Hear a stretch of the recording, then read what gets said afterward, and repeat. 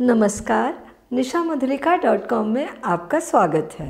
सिंघाड़े को हम कच्चा ही खाते हैं, छीलकर, भून कर खाते हैं, उबाल कर खाते हैं और सिंघाड़े का हमने अचार भी बनाया है। आज हम सिंघाड़े की सब्ज़ी बनाएंगे। बहुत टेस्टी सब्ज़ी बनती है, तो आइए बनाना शुरू करते हैं। ये हमने 400 ग्राम सिंघाड़े लिए हैं, धोकर सुखाकर ले लिया है। उबालने के लिए हम इन्हें कुकर में डालेंगे। 1 कप पानी डाल देंगे, कुकर बंद कर देंगे और 1 सीटी आने तक इन्हें उबलने देंगे। कुकर में सीटी आ गई है, गैस धीमी कर देंगे। हम इन्हें धीमी गैस पर 2-3 मिनट और पकने देंगे। 3 मिनट हो गए हैं, गैस बंद कर देते हैं और कुकर का प्रेशर ख़त्म होने का वेट कर लेते हैं।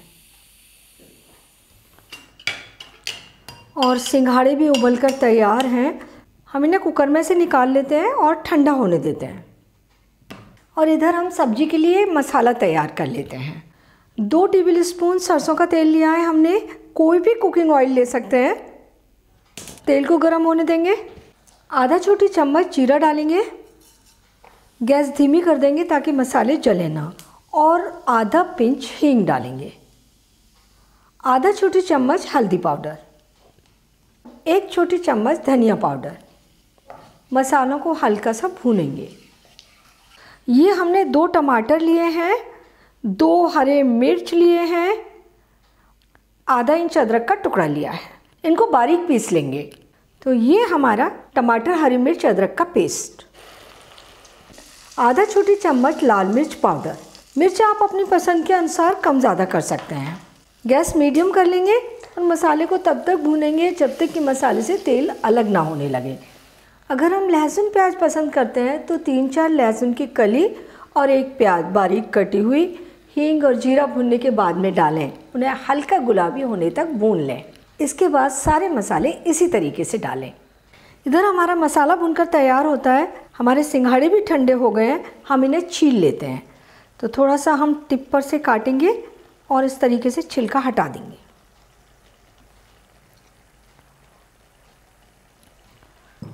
सिंघाड़े को हम काट करके भी ले सकते हैं। सारे सिंघाड़े छील लेते हैं।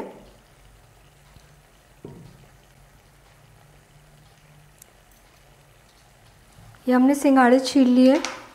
मसाले से तेल अलग हो रहा है, मसाला भुन चुका है, लेकिन अभी हमें इसमें बेसन मिलाना है। अकेले टमाटर की ग्रेवी खट्टी हो जाती है, बेसन इसमें भूनकर डाल दें तो ग्रेवी बहुत ही टेस्टी और बैलेंस बनेगी। तो बेसन मिलाने के लिए हम इसमें बेसन मिला दें और 3-4 मिनट लगातार चलाते हुए भून लें। इस तरीके से भी डाल सकते हैं और बेसन को अलग से भूनकर भी डाल सकते हैं। तो हम बेसन को अलग से भूनकर डालेंगे। तो ये हमने तड़का पैन ले लिया है, 1-2 चम्मच तेल डाल देंगे और ये है 1 टेबलस्पून बेसन। बेसन को लगातार चलाते हुए हल्का सा कलर चेंज होने तक भूनेंगे। और बेसन की जगह अगर हमारे पास भुने चने का आटा है तो वो हम डायरेक्ट इसमें डालकर मिला सकते हैं। बेसन का कलर चेंज हो गया है, अच्छी खुशबू आ रही है। तो भुने हुए बेसन को हम इस मसाले में ही डाल देंगे और इसे मिलाते हुए और थोड़ा सा भून लेते हैं। मसाला हमारा तैयार हो गया है। हम इसमें ये सिंघाड़े डालेंगे। 1 छोटी चम्मच से थोड़ा सा कम नमक है और 1/4 छोटी चम्मच से कम गरम मसाला, थोड़ा सा हरा धनिया। और सिंघाड़ों को हम मसाले के साथ 2 मिनट लगातार चलाते हुए भूनेंगे। आप इन्हें इस तरीके से सूखे भी बना सकते हैं टिफ़िन में ले जाने के लिए, लेकिन फिर नमक कम डालेंगे, आधा छोटी चम्मच नमक डालेंगे। हम इन्हें ग्रेवी वाले बना रहे हैं। अब 1 से 2 कप पानी डाल देंगे। ग्रेवी अपनी पसंद के अनुसार थोड़ी गाढ़ी या थोड़ी पतली रखी जा सकती है।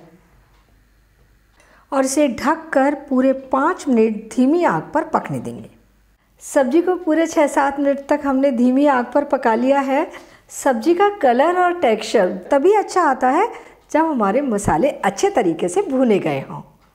सिंघाड़े की सब्ज़ी सर्व करने के लिए तैयार है। बहुत ही टेस्टी सब्ज़ी बनी है। इसके ऊपर थोड़ा हरा धनिया डालकर सब्ज़ी की गार्निश कर देते हैं। सब्ज़ी को चपाती, पराठे, नान या राइस किसी के भी साथ सर्व कर सकते हैं। और इतनी सब्जी परिवार के 3-4 सदस्यों के लिए पर्याप्त है। तो आप ये सब्जी बनाइए, खाइए और अपने अनुभव मेरे साथ शेयर कीजिए। मुझे आपके कमेंट के रिप्लाई करने में बहुत अच्छा लगता है। अगर आपने मेरा चैनल अभी तक सब्सक्राइब नहीं किया है तो इसे तुरंत सब्सक्राइब कर दीजिए और बेल आइकन को भी क्लिक कर दीजिए ताकि मेरे नए वीडियोज़ की इन्फॉर्मेशन आपको मिलती रहे।